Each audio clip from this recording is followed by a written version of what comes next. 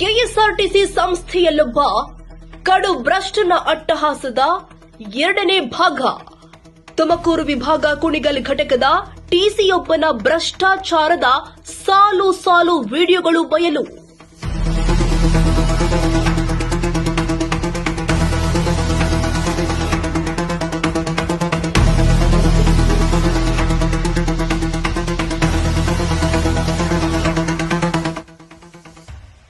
ನಮ್ಮ ವಾಹಿನಿಯ crime bureau head Shilpa R Gowda ಅವರ ಕಾರ್ಯಾಚರಣೆಯಲ್ಲಿ ಭ್ರಷ್ಟ ನಯಾಜ್ ಉದ್ದೀನ್ನ ಇನ್ನಷ್ಟು ವಿಡಿಯೋ ಬಯಲು.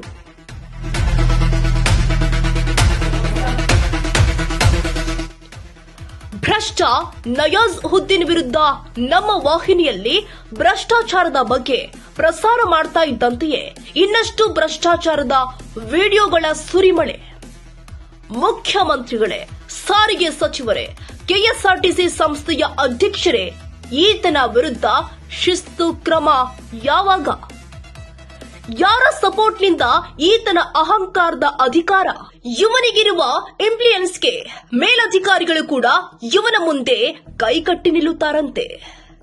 ನನಗೆ ಸಿಎಂ ರವರ ಕಡೆಯಿಂದ ಇಂಪ್ಲುಯೆನ್ಸ್ ಇದೆ, ಹಾಗಾಗಿ ನಾನು ಮತ್ತೆ ಇದೇ ಡಿಪೋಗೆ ಕೆಲಸ ಹಾಕಿಸಿಕೊಂಡಿದ್ದೇನೆಂಬ ಸಾಮಾನ್ಯ ಟಿಸಿಯ ಮಾತಾಗಿದೆ. ನೌಕರನಾಗಿ ಮುಖ್ಯಮಂತ್ರಿ ಕಾರ್ಯಾಲಯಕ್ಕೆ ಸುಳ್ಳು ಪತ್ರ ಬರೆದ ಭ್ರಷ್ಟ ನಯಾಜ್ ಉದ್ದೀನ್.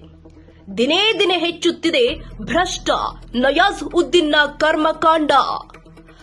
ಸಾಲು ಸಾಲು ವಿಡಿಯೋಗಳು ಇದ್ರೂ ಕೂಡ ಸ್ವಾಮಿ ನಾನು ಯಾವ ತಪ್ಪು ಮಾಡಿಲ್ಲ, ಕ್ಷುಲ್ಲಕ ಕಾರಣಕ್ಕೆ ಹೀಗೆ ನನ್ನ ಮೇಲೆ ಅಪಾದನೆ ಮಾಡಿದ್ದಾರೆಂಬ ಸುಳ್ಳು ಸಂದೇಶ.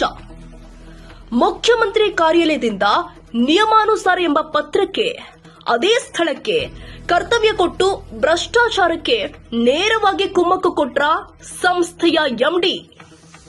ಏನೋ ಅಧಿಕಾರಿಗಳನ್ನ ಪ್ರಶ್ನೆ ಮಾಡಿದ್ರೆ ಮುಖ್ಯಮಂತ್ರಿಗಳಿಂದ ಶಿಫಾರಸು ಬಂದಿದೆ, ಅಲ್ಲೇ ಡ್ಯೂಟಿ ಕೊಡಲು ನಾವೇನು ಮಾಡಲಾಗುವುದಿಲ್ಲ ಎಂಬ ಬೇಜವಾಬ್ದಾರಿ ಹೇಳಿಕೆ ಕೊಡ್ತಿದ್ದಾರೆ.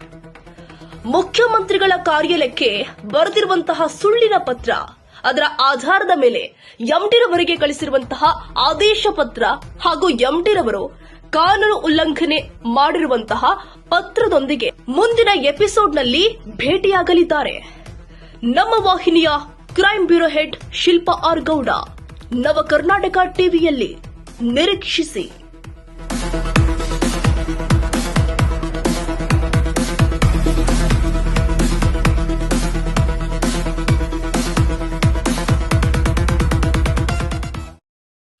ನವ ಕರ್ನಾಟಕ ಟಿವಿ, ಜನಪರ ನ್ಯಾಯಪರ.